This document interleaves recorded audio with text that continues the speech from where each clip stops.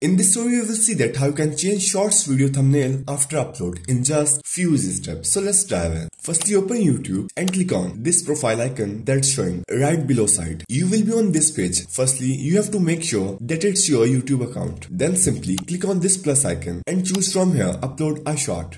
Select video from here. I will select this one and then simply click on done. Next, and then it will show you this details. In the left upper side, you will find a video preview and here a pencil icon. If you click on this pencil icon, you will be able to change its thumbnail from here. Like if you drag it like this, and let's suppose I want this thumbnail for my short. I will select this and click on done and simply change its visibility from here from private to public and then upload a short. After uploading it, you have to open your YouTube Studio and refresh it. It will show you a video here. Refresh it and then simply click on this pencil icon. It will show you this edit thumbnail option. Now here you can see this change button. If you click on this change, you will be able to change your thumbnail from here. So that's how you can change shorts video thumbnail after upload in just few easy steps.